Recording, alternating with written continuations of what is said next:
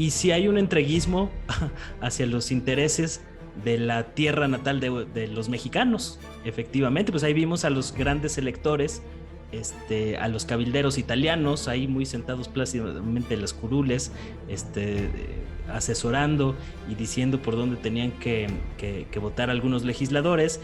Vimos una operación de cabildeo por parte de varias empresas extranjeras. Vimos al embajador de Estados Unidos en México, Ken Salazar, muy activo también en esta parte, y a final de cuentas el bloque opositor sí terminó pues favoreciendo los intereses entreguistas hacia gobiernos extranjeros, ¿no? De estas empresas que pues han saqueado el país durante mucho tiempo. Sí es histórico justamente porque nos hace reconocer que existen, una vez más, esto ha pasado muchas veces en el sexenio de López Obrador, que reconocer y sentarnos a discutir estos dos proyectos de nación que son distintos y contrapuestos. Pero sobre todo con el nivel de politización y de involucramiento de la ciudadanía en este proceso, ¿no? Yo no recuerdo una reforma legislativa que generara tanta expectación, tanto seguimiento por parte de las personas o el ciudadano común, porque se rompe con el entreguismo minero que habíamos visto durante toda la época neoliberal. Dentro de la ideología neoliberal precisamente, pues está la tecnocracia, y los tecnócratas tratan de simular o de disfrazar su ideología neoliberal como si fueran simplemente aspectos técnicos, y esto es completamente falso. Vimos a un Alito Moreno muy gritón, pero que no alcanzaba a argumentar prácticamente nada. Jorge Romero con un discurso pues bastante frívolo, muy de mi rey, que no acaba de fijar un posicionamiento claro.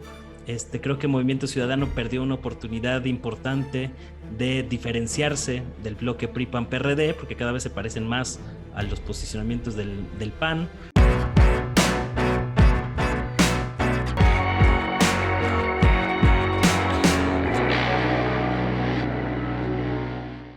¿Qué tal? ¿Cómo están, amigas y amigos de la Octava Digital? Como siempre un gusto, como siempre un placer que nos acompañen aquí en Revelaciones.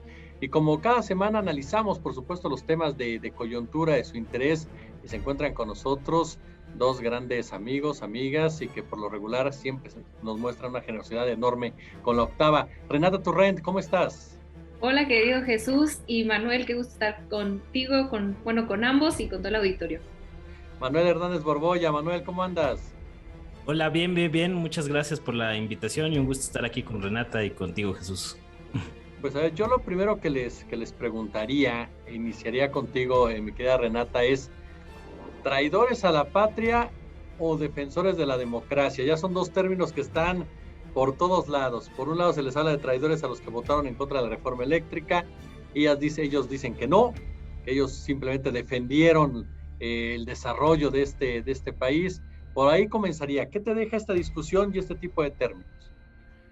Bueno, yo creo que hay matices dentro de el bloque opositor que ahora Fabricio Mejía acuñó como el MAC-PRIAN porque se les une MC y bueno, ahí hay toda una asociación con esta cercanía con los gringos, ¿no? Pero creo que hay matices. Creo que en el caso específico de los panistas, en realidad sí están representando un electorado que votó por ellos para ir a defender un proyecto de nación donde se sobrepone el interés de las empresas sobre el interés de la gente, de las masas, de la mayoría. Entonces, en el caso específico de los panistas, creo que ellos están siendo congruentes con la plataforma política que su partido tiene. En el caso del PRI, MC y bueno, lo que queda, como dice Julio Astillero, lo que queda del PRD, sí creo que traicionan un discurso político, en el caso de MC, digo, con todo respeto, pero del PRD ya ni voy a hablar, pero en el caso de MC sí traicionan un discurso político, y en el caso del PRI creo que definen una ideología política mucho más cercana a ese priismo del salinismo y se alejan como partido político de un prismo cardenista, por ejemplo.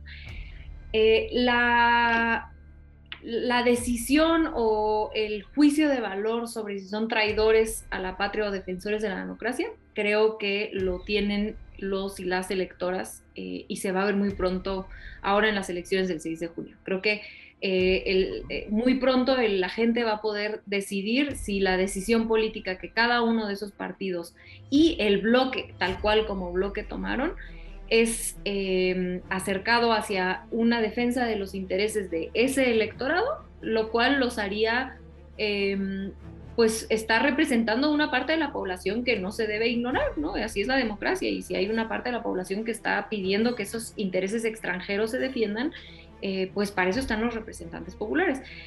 Pero pues creo que lo veremos el 6 de junio. No, en junio, no me acuerdo cuándo son las elecciones, creo que no es el 6, 5 creo que es.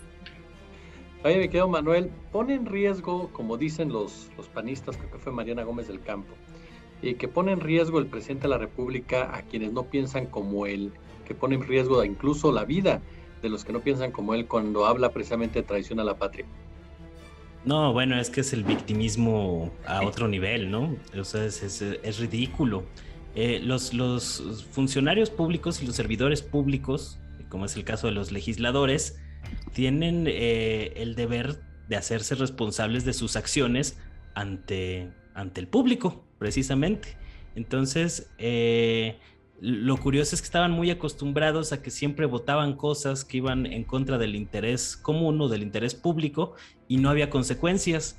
En esta ocasión, el presidente López Obrador, al ver que no le iban a dar los votos en el Congreso para sacar adelante la reforma eléctrica, empezó a elevar en el discurso el costo político de que rechazaran esta reforma, porque hubo mucha simulación en todo el proceso de discusión, los foros del Parlamento abierto y demás, pues fueron un intento de generar algún tipo de negociación, pero evidentemente pues las dos partes estaban muy reacias a negociar de a de veras algunos puntos, ¿no? El bloque opositor PRI-PAN-PRD puso sobre la mesa 12 puntos de la reforma eléctrica. A la mera hora, medio de dientes para afuera, Morena aceptó negociar o aceptar 9 de 12 puntos y de todas maneras dijeron que no iban a poder llegar a ningún tipo de acuerdo, ¿no? Entonces hubo también mucha simulación en este proceso de discusión y el presidente López Obrador empieza a llamarles traidores a la patria, para tratar de elevar el costo político de este rechazo. Si atendemos al término legal de traición a la patria, a lo mejor no aplica como tal, ¿no? En términos estrictamente jurídicos, pero en términos lingüísticos creo que es acertado mucho de lo que se ha comentado. El término traición, la etimología del término, proviene de tradicio, que significa entregar, y el concepto de patria hace alusión al lugar en donde nacieron los padres, es decir, la tierra natal donde nace uno, ¿no? Y si hay un entreguismo hacia los intereses de la tierra natal de los mexicanos, efectivamente, pues ahí vimos a los grandes electores, a los cabilderos italianos ahí muy sentados plácidamente en las curules, asesorando y diciendo por dónde tenían que votar algunos legisladores. Vimos una operación de cabildeo por parte de varias empresas extranjeras. Vimos al embajador de Estados Unidos en México, Ken Salazar, muy activo también en esta parte, y a final de cuentas el bloque opositor sí terminó pues favoreciendo los intereses entreguistas hacia gobiernos extranjeros, ¿no? de estas empresas que pues han saqueado el país durante mucho tiempo, y me parece que sí se puede hablar de traición a la patria en esos términos más amplios. Fue algo, porque es otro término que también se está discutiendo. ¿Para qué nacionalizar lo que dicen ya estaba nacionalizado? Algunos expertos lo han explicado ya, que efectivamente ya estaba nacionalizado, era parte del país, pero pues Peña Nieto lo andaba vendiendo ya por todos lados, ya andaba llegando a acuerdos por todos lados, ¿no? ¿Es algo histórico? Porque es otro término que está discutiendo mucho. ¿Fue algo histórico, me queda Renata? Puedo hacer un pequeño matiz, no sé si matiz, porque coincido con Manuel, nada más lo único que a mí me gustaría decir sobre los parlamentos abiertos, nada más de la intervención pasada, es que sí hubo apertura a que la oposición se organizara y fuera, ¿no? Pero no quisieron ir, o sea, la gente que estuvo tratando de organizarlos lo dice abiertamente, que por ejemplo el Consejo Empresarial no quiso ir, mandó una vez a un representante y después no quisieron ir. Entonces creo que de inicio hubo mucha apertura para que en realidad se discutiera y que incluso me atrevería a decir que Morena sí tuvo por lo menos una apertura de decir, bueno, agarro alguno de los puntos de los que tú estás diciendo, estos 9 que menciona Manuel, ¿no? Entonces hubo cierta apertura, no estoy diciendo que se dieron en todo, y creo que no debían haberse ido en todo, pero que sí hubo cierta apertura. Y ahora sí, para contestar, yo sí considero que es histórico ¿por qué? A ver, antes de decir por qué considero que sí es histórico, creo que es necesario reconocer que fue una pérdida legislativa el domingo pasado, obviamente, que de ahí se teje una victoria política que está por verse, ya decía yo, en las elecciones y muy probablemente esto trascenderá a las elecciones de junio de este año. Creo que esto se va a convertir en parte de la demanda que viene desde la izquierda, por lo menos de la izquierda partidista, quizás se les sumen otras izquierdas, pero hacia el proyecto del 24. Entonces, en ese sentido, se dota de contenido programático hacia el rumbo al 2024.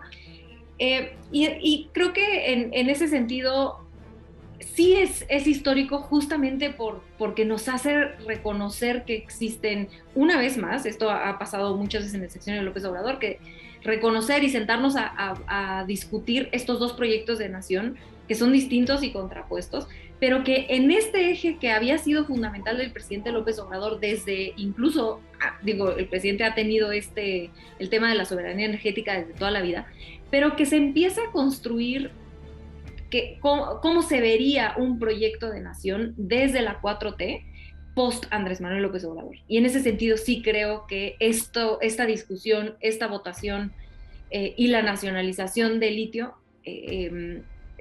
aporta razones para las cuales podemos llamar que puede llegar a ser histórico, ¿no? Eso como más en términos políticos.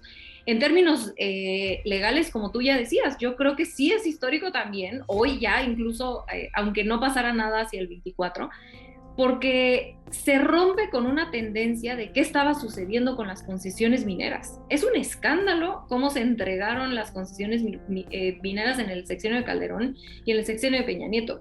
Y creo que esta reforma a la ley, ya como tú bien dices, ya lo han explicado varios expertos por qué sí era necesario reformarlo, a pesar de que el artículo 27 dice que los minerales son bienes de la nación. Prueba de que no es suficiente es ver qué ha sucedido con las concesiones de otros minerales, ¿no? Entonces, claro, en ese sentido sí creo que se rompe fuertemente y por lo tanto es histórico. Y creo, Manuel, histórico o como dicen algunas voces, se exagera calificarlo así. Depende, me parece que sí tiene una cierta dosis de histórico. Lo histórico normalmente, como yo lo entiendo al menos, es un suceso que cambia la narrativa que había venido aconteciendo. Y si bien no es un cambio tan drástico en la narrativa como lo fue a lo mejor las elecciones presidenciales del 2018, sí hay un cambio con la nacionalización del litio, pero sobre todo con el nivel de politización y de involucramiento de la ciudadanía en este proceso, ¿no? Yo no recuerdo una reforma legislativa que generara tanta expectación, tanto seguimiento por parte de las personas o el ciudadano común. Se hablaba de que la transmisión del Congreso, en el canal del Congreso de la sesión, llegó a superar los 80,000 personas conectadas de manera simultánea en YouTube viendo ese asunto. Es una cifra muy alta en comparación a lo que hemos visto. Normalmente cuando está más o menos álgida la situación son 5,000, 10,000 personas las que están siguiendo ese tipo de sucesos, y todo lo que ha venido después con los señalamientos a los legisladores y demás, me parece que es algo inédito que no habíamos visto y que obedece a un creciente nivel de politización por parte de la ciudadanía en México, que es parte de un proceso histórico que se ha venido construyendo a partir de movimientos como el Yo Soy 132, que politizó a toda una generación de jóvenes que ahora están muy activos en la vida pública y política del país, este tipo de cosas, ¿no? Y obviamente pues la nacionalización del litio también tiene una dosis de acontecimiento histórico, precisamente porque se rompe con el entreguismo minero que habíamos visto durante toda la época neoliberal. Hay que ver hasta qué punto el hecho de que no sea una reforma constitucional va a permitir aplicarlo y hacerlo efectivo esta situación, ¿no? Hay muchas resistencias, sobre todo ahora que están disparados los precios del litio de manera exorbitante, pero me parece que hay algunos elementos interesantes para hablar de que sí fue un acontecimiento, pues, a lo mejor sí no histórico como tal, pero sí muy relevante en la vida política nacional y en la historia reciente, digamos. Este punto también es muy, pero muy importante, la forma como se abordó esta discusión. Ya decías, Renata, la manera como se fue discutiendo en los foros abiertos, posteriormente en la Cámara de Diputados, se mostró en el caso de los diputados y diputadas un nivel. ¿De qué nivel fue la discusión? Para no entrar yo en calificativos, ¿de qué nivel fue la discusión que sentiste tú, Renata, en el marco de esta discusión, de esta reforma que a fin de cuentas es tan importante? ¿Por qué? Porque hablamos precisamente de un mineral que es fundamental como activo financiero, pero también como parte de la transición energética. Excelente pregunta. Creo que lo divido en dos, quizá, la oposición y quien estuvo a favor, ¿no? Morena y aliados. Creo que dentro de Morena y aliados hubo dos exposiciones que me parecieron a mí muy, muy buenas y muy dignas de la representación que tienen ellos, de la posición que tienen, y fue la de Noroña, la del diputado Noroña, y la de la diputada Leida. Creo que como debate, como explicación de qué estaba pasando, de que por qué estaban apoyando esta reforma. Creo que de parte de la oposición, la crítica que yo haría es que nadie se paró a decir por qué en realidad estaban votando en contra. Nadie. Se pasaron a decir que le estaban siguiendo las órdenes a López Obrador, a contestar que estaban a favor de las energías limpias, pero técnicamente, ni siquiera ideológicamente, fueron muy claros en explicar por qué estaban en contra de esta reforma, ¿no? No rebatieron prácticamente nada de lo que se estaba planteando, e incluso muchos de los legisladores de la oposición mostraron que claramente no habían ni siquiera leído la iniciativa, ¿no? El dictamen. Entonces, en ese sentido, creo que le dejan mucho, porque yo creo que le dejan mucho que desear a la oposición, que está, porque hay gente que está en contra que estaba en contra de la reforma, y es válido, pero creo que no se explicó bien. Creo que al final de cuentas, ya después de la discusión de la reforma, yo escuchando varios medios de comunicación, a veces me gusta escuchar las opiniones de los analistas que están en contra de la 4T, y escuchaba mucho que decían, bueno, es que al final de cuentas no hubo argumentos técnicos por parte de Morena, sino fue una discusión ideológica. Yo no coincido en específico, creo que la diputada Leida sí dio argumentos técnicos, creo que los demás no, pero ella en específico creo que hizo un gran trabajo, pero al final de cuentas también era una discusión ideológica. Y no hay creo que parte de la estrategia política de la derecha ha sido justamente tratar de despolitizar todo, de decir, es que no hay que hablar de ideologías, hay que hablar todo desde un punto de vista técnico. Bueno, pues es que los puntos de vista técnicos también tienen una implicación ideológica detrás. Y creo que esta narrativa de decir no hay que entrarle a las discusiones ideológicas, y Morena estuvo hablando de discusiones ideológicas, específicamente hablando de si estás a favor de la entrada de las transnacionales, o si estás a favor de la rectoría del Estado, etcétera, quién tiene que tener este poder de decidir hacia dónde va la fracción energética, etcétera, que es una discusión ideológica. Es válida, y es válida en específico. ¿Cómo no va a ser? Si no es en la Cámara de Diputados, ¿en dónde se va a discutir? ¿No? Digo, hay muchos otros lugares, pero qué bueno que se discuta un proyecto de nación ideológico dentro de una Cámara de Diputados. Entonces creo que esa sería mi valoración. Este punto, Manuel, la ideología, de repente, efectivamente, escuchamos a algunos analistas, algunas voces que dicen, no tiene que involucrarse la ideología en este tipo de discusiones. ¿Tú qué opinión tienes sobre ello?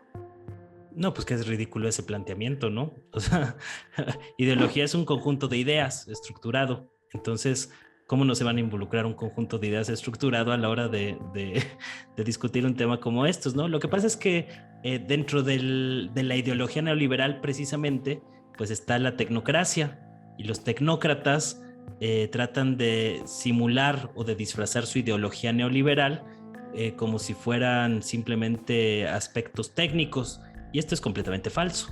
O sea, cuando hablan de libre mercado, por ejemplo, pues no están hablando de un aspecto técnico, están hablando de una ficción que se ha utilizado con términos ideológicos. Cuando hablan de competencia, ocurre más o menos lo mismo. Entonces, querer desideologizar este discurso tecnocrático neoliberal, pues es una ridiculez, que a lo mejor ha tenido cierto éxito entre ciertos sectores, porque pues nos han repetido ese asunto durante 30 años, ¿no? Entonces ya hay toda una generación que creció dentro de la ideología neoliberal, y le cuesta trabajo discernir o diferenciar estas cosas, pero evidentemente pues está cargado de temas ideológicos, y no podría ser de otra forma, y así debería de ser en el Congreso, como bien lo mencionó Renata.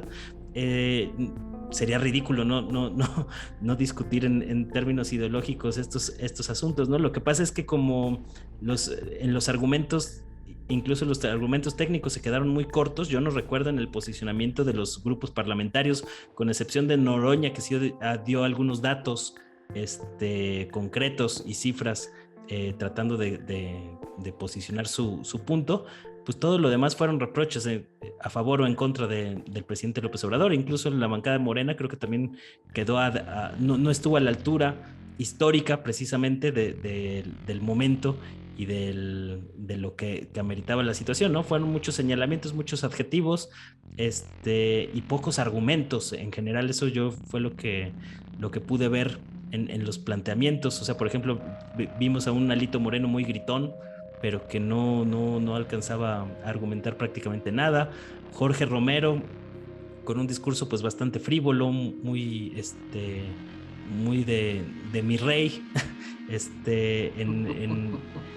que no acaba de fijar un posicionamiento claro.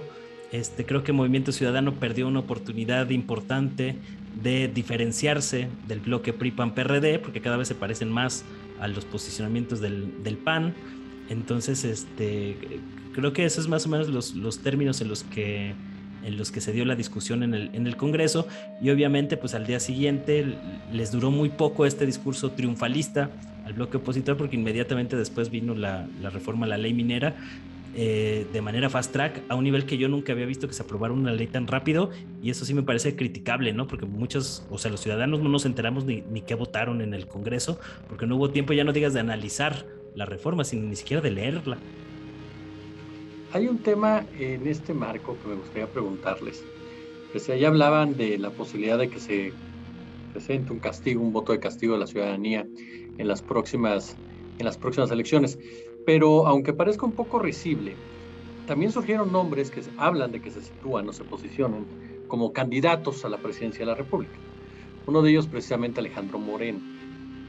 ¿En realidad ustedes consideran que esta discusión marca el futuro político de los involucrados de una u otra manera, o simplemente de nuevo son castillos en el aire, como aquellas voces que decían que nos encaminábamos a una dictadura y lo gritaban desde la Cámara de Diputados, ¿no? Con toda libertad, en una dictadura muy particular la que nosotros vivimos, ¿no? Pero ¿ustedes consideran que hay gente que marcó su destino político? Uy, qué buena pregunta. A mí me gustaría empezar con Alejandro Moreno, que yo justamente considero que la postura que toma Alejandro Moreno es una apuesta política a su figura como posible candidato hacia el 24 y no pensando necesariamente en el futuro del PRI. Yo insisto, lo hemos platicado a veces, creo, fuera del aire, que yo sí considero que fue un error político a largo plazo para el PRI haber votado de la manera en la que votó. Creo que era un mejor momento para construir basándose en el ADN histórico de ese PRI que fue mucho más fuerte, en vez de en el PRI que hoy está totalmente desbaratado y que perdió toda fuerza en 2018, que es el PRI neoliberal, el PRI salinista. Entonces yo pienso que como partido hacia el futuro, que quizá hoy les pareció una ganancia después de tantísimos años de no haber tenido nada, vaya, desde la Casa Blanca de Peña Nieto el PRI no ha tenido nada, creo, igual se me está yendo algo, pero creo que no, y creo que le gana esta necesidad de ganar algo políticamente hablando en el corto plazo, pero que a la larga le va a salir más caro. Lo que me hace pensar que es una decisión política de Alito Moreno pensando en lo personal y no en el partido, porque sí lo vi haciendo esto como una pre-campaña. Del lado de Morena, creo que el tema de la soberanía energética lo ha tomado muy abanderada de este tema la doctora Claudia Sheinbaum, que es una de las posibles candidatas, y que creo que en este sentido, al ver la grandísima movilización y unidad que logró dentro del movimiento obradorista el tema de la soberanía energética, es algo que a ella le puede ayudar en la construcción, porque es algo que ella conoce, es algo que ella ha trabajado, que defiende, que acompaña al presidente, a diferencia de los otros posibles candidatos, Monreal, Ebrard, incluso quien habla de Adán Augusto. Ella sí es algo que ha trabajado muy de la mano con el presidente y que creo que sale fortalecida por haber, no solamente, digo, por la trayectoria que ya tenía con este tema, pero que además pues estuvo muy involucrada en el Parlamento Abierto, en las asambleas, etcétera. Entonces creo que de esos dos lados a ella le puede servir, a Alito Moreno no tanto. ¿Te queda, Manuel? Pues yo creo que esta reforma dejó muy claro que el PRIAN, que decían que no existía, pues está muy vivo y latente, debilitado, pero sigue esa estructura del PRIAN, ¿no? Entonces le deja un escenario muy favorable al presidente López Obrador para manejarlo discursivamente, que es especialista en esos términos, y el estigma de traidores a la patria no se lo van a quitar tan fácil de aquí al 24. Entonces creo que sí va a haber una implicación. Un buen termómetro va a ser las elecciones de junio próximo, donde se van a disputar 6 gubernaturas. Es la siguiente partida en esta guerra política, o la siguiente batalla, en el que pues el ganador tendría que sacar más o menos 4 de 6 gubernaturas, y no veo ahorita al bloque opositor en condiciones de sacar 4 de 6 gubernaturas, ¿no? Pueden por ahí darnos una sorpresa, pero se ve difícil cuando uno revisa las encuestas. Y aquí el punto es que a final de cuentas el PRI y el PAN mostraron que esta alianza que sostuvo al régimen neoliberal durante 30 años en México, pues sigue vigente esa estructura, y que no les importa realmente legislar o generar políticas públicas para beneficio de la gente, sino para los intereses corporativos. Y esto lo menciono porque si uno revisa las encuestas de opinión en torno a la reforma eléctrica, pues siendo más o menos conservadores, 6 de cada 10 mexicanos estaban a favor de la reforma eléctrica impulsada por el presidente López Obrador, y este bipartidismo de derecha con sus partidos satélite acaba pues rechazando una iniciativa que tenía respaldo popular. Aquí la pregunta es cómo piensa la oposición ganar elecciones cuando están votando en contra del sentir popular de las mayorías. Entonces esa es una encrucijada que no se ve que le vaya a sumar puntos al bloque opositor de cara al 2024. Y sobre todo porque, bueno, el PRI y el PAN, por cómo funcionaba el régimen neoliberal, sobre todo los últimos 2 sexenios, pues se acostumbraron mucho a ganar elecciones a partir del dinero que se robaban de los gobiernos estatales y del dinero que les entregaba el INE o el IFE, en mayor medida a los partidos hegemónicos para garantizar una cierta continuidad de estos partidos, ¿no? Ese esquema se rompió en 2018 y parece que no se han dado cuenta y que para poder ganar elecciones pues tienen que recurrir a un sector de la población con el que no están teniendo posibilidad de conectar, ¿no? Entonces creo que va a ser decisivo también este asunto, en mayor o menor medida para el futuro político de varias agrupaciones. El PRD pues ya está viviendo tiempo extra desde hace un rato, muy probablemente va a desaparecer, pero el PRI pues ¿qué le va a quedar cuando ya no, su poder que históricamente habían sido las gubernaturas, pues prácticamente se está volviendo nada y que se ha convertido en un satélite del PAN? Entonces, pues sí, Alito Moreno y algunos otros personajes pueden disputar la candidatura presidencial, pero de eso a que tengan posibilidades de competir, pues es otra cosa. Quiero agradecerles de verdad el tiempo. Perdón, Renata, adelante, adelante. Última, aunque tampoco sé del PAN, ¿a quién piensan poner? O sea, el PRI estoy totalmente de acuerdo contigo, totalmente. O sea, Alito Moreno puede pensar y divagar en que va a ser presidente, pero pues ahí quien manda es el PAN, ¿no? Entre el PRIAN, MacPRIAN, pues manda el PAN, pero al mismo tiempo el PAN está también totalmente debilitado y no tengo idea de dónde piensan, a quién piensan poner, qué cuadro piensan poner, pero bueno. La legisladora Iberdrola es la que claro, pinta en algunas encuestas, ¿no? Claro. Margarita Sí. Zavala, que aunque nos parezca increíble a muchos, sí hay un sector del panismo que todavía ¿Sí? Aboga por un regreso del calderonismo. Sí, totalmente. Yo de verdad quiero agradecerle mucho estos minutos a ambos, mi querida Renata, de verdad, muchísimas gracias.